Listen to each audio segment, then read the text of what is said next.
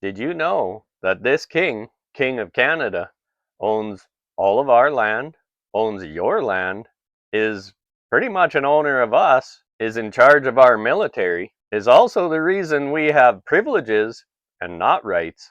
Don't believe me? Stick around, because I'm going to show you. The most important law that governs your life is our Constitution. That's the document that sets out what each level of government can do. It sorts out basically how the government has control over your life, how the government has control over your land, how the government has control over everything. No document has more power over you, is more important to you, according to our Constitution, the main part of which is the British North America Act of 1867. The king is our executive. Okay, the king of England, King Charles is our executive. And just in case you're wondering, this is Sean Buckley. He's a lawyer and he's read the Canadian Constitution from start to finish. If Parliament passes a law, it's not law unless the Governor General signs it. Now, the Governor General is appointed by the king and is the king's representative. Do you know our members of parliament, they swear an oath of allegiance to the king. They don't swear an oath of allegiance to the Constitution. And why would they? They don't swear an oath of allegiance to you and I. They swear an oath of allegiance to the king. Our judges swear an oath of allegiance to the king.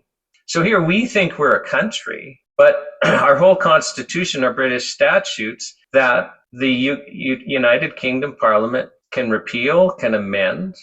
In fact, our Constitution doesn't allow us to do things that go against the UK Parliament.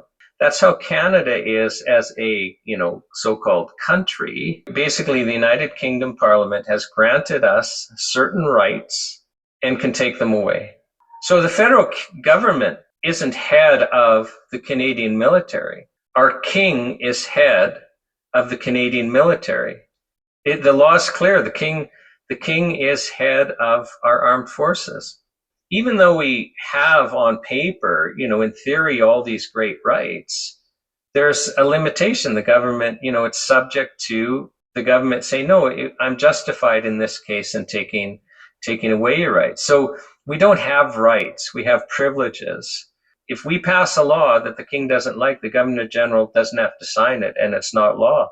And even if the Governor General agrees to sign it, the king has under a constitution, under those British statutes, within 2 years can just annul a law.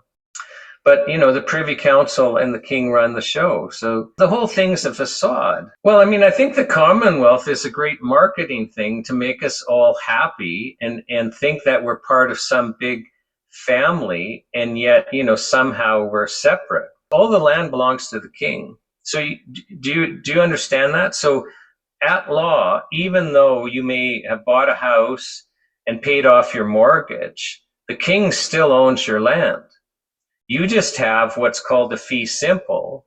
So basically that's just a right granted by the king to occupy the land, and simple means without restriction. You don't own your land. And we all know the government can take our land away. And I can assure you that the government is planning on taking your land away.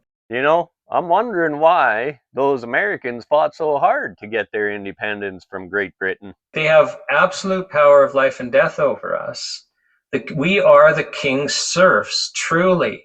Likely we're worse than serfs in the Middle Ages, but certainly the government has likely more control over our lives than the feudal landlord had over the serfs. And yet we believe we're the freest people ever. Like this idea that the government has basically control over every aspect of our life, and we've just got this illusion of rights when really all we have is privileges that, the extent of those will depend on, basically the needs of the government, not the needs of the people.